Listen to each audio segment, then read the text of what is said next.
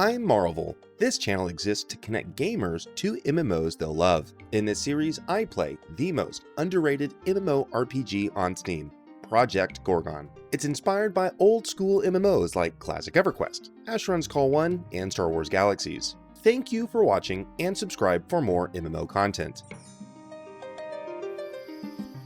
In the last episode, we ended by entering Buel Keep. I was not prepared to experience what happens next. Look at the text.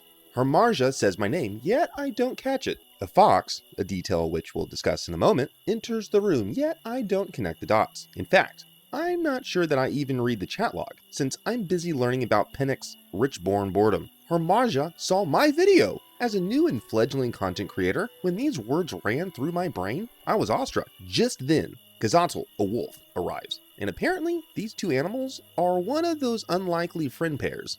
If you haven't noticed already, yes, in Project Gorgon you can shapeshift into various beasts. In fact, these are akin to distinct classes in other MMOs, yet some are a permanent change, whereas the rest are temporary. Turning into a creature in Project Gorgon is beyond what we've encountered in EverQuest or Classic WoW. These are bona fide advancement systems with entire in-game cities dedicated to players who have chosen to play as creatures. As I sit literally around the fire with a fox and a wolf, like in a Disney movie, notice these. First, see the sentient flame? That's the trash can of Buel Keep. Remember it because it is painfully important for a future episode. Also, if you've read the comments on the other videos, you have noticed that some individuals refrain from even trying Project Gorgon because it has a so-called low population. However, I've played Black Desert Online for over 100 hours and I never sat down and spoke with other players like what is happening before you now. This keep is constantly bubbling with meaningful player activity, despite the relatively low concurrency figures. If you're looking for a social MMO that reminds you of EverQuest or Star Wars Galaxies, Project Gorgon may be what you're looking for. The animals lead me around the city in a very friendly tutorial. I'm introduced to Velcourt, the local fire mage. Remember him. If you recall the special amulet I looted during the last episode, one of the skills it modifies was Fire Arrow. However, it isn't learnable in the archery line. Instead, I have to learn fire magic and have basic prowess in archery to learn Fire Arrow. Other skills are earned like this too. Hear the lyre playing in the background?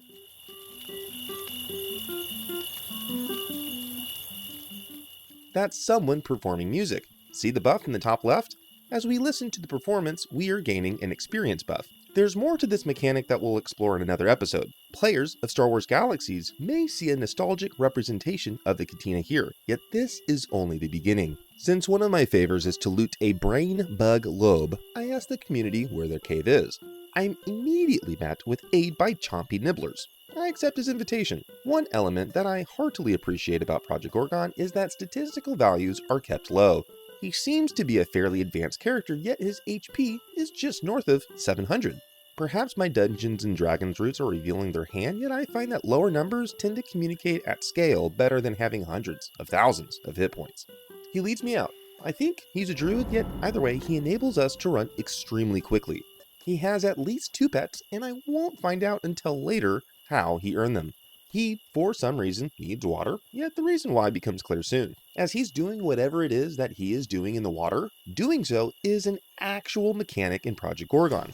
Are you on fire? Jump in the water to put it out. Are you dirty? Jump in to bathe. Have an empty jug yet need to fill it? Dip it in the lake. He requests a trade, and I oblige. He gives 10 agonizing speed potions. This was very generous. My impression is that the recipe required water, although veterans of Project Gorgon can correct me in the comments. Either way, these boost your run speed considerably. Just watch.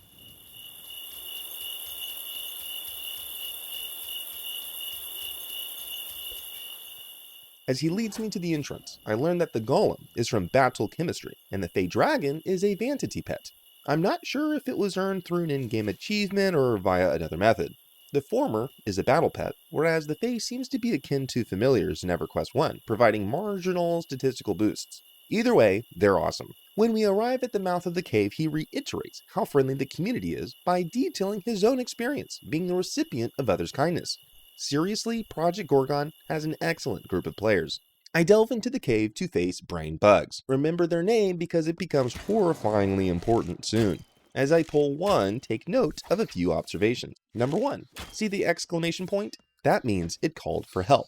which explains why the one behind it is now going to attack me. Secondly, see strong regeneration under its nameplate? Unlike Ranelons that are quick and evasive, here I have to find a way to out-damage their regen. But there's more.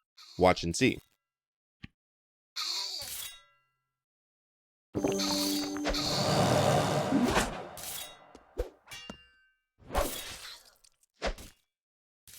Not only do brain bugs call for help and individually have a high regeneration rate, the rage ability affects your skills to require more power per use. Since I didn't manage the ad's blue bar sufficiently, it used 2 rage abilities against me that presumably stacked. I had to think on my feet and use a power potion to provide enough fuel to continue fighting, otherwise I would have died on my first pull. I can tell this dungeon isn't going to be easy. This should remind EverQuest veterans of their time in Norath. In my first impressions video, I learned an ability called Brain Scrub, yet I had no use for it. In typical Project Gorgon fashion, its use becomes clear later. It cleanses the rage ability of brain bugs. I turn the corner and see more brain bugs and acid spiders. You can see the Star Wars Galaxies style Katina buff in the left-hand side that offers additional experience. So I feel the urgency to capitalize on its effect. I pull a brain bug, yet it calls for reinforcements. Unlike in the last episode in which I failed to run from the Ranelons, here I have a strategic redeployment towards the opening of the cave. Also, see the text that the brain bug feels vulnerable? While I have no relevant skills, some can deal additional damage or effects against vulnerable enemies. After successfully running away, I explore another wing of the tunnel system. I stumble upon preserved corpses. What the hell is happening in this cave? These foes have no armor and walk very slowly. After logging in again, I'm surrounded. While you can enjoy my frantic reaction displayed before you, notice the "You hung out with Larson" notification. In Project Gorgon, while speaking to an NPC, you can set your character to hang out with them when you log off. In this case, I did so with Larson. I honestly don't remember who Larson is, so veterans, please remind me. Either way, I gain favor in a ring helpful for sword fighting. In expected fashion, I meet my doom. I work my way back towards the acid spider room to test my luck. It can't get any worse than just what happened, right? Wait and see.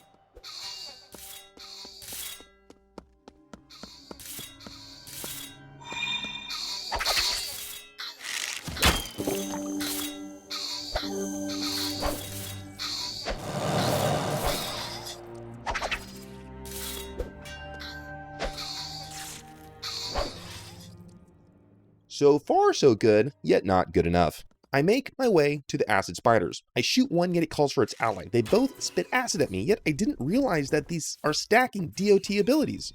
Moreover, I threw my AoE bomb, yet I think I missed one of the arachnids.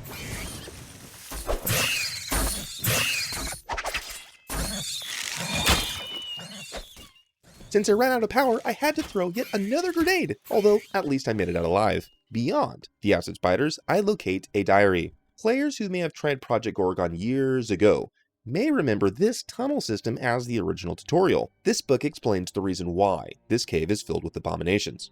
There is talk of a Commander Pharaohs, who is likely a boss somewhere in these horror-filled tunnels. I won't spoil the plot, yet there is a shocking detail that explains why the brain bugs aren't mere insects, yet are brain bugs. Hint. Why else are there preserved corpses here too? Continuing through the cave system, I defeat a victim of a brain bug. Listen to the sound design.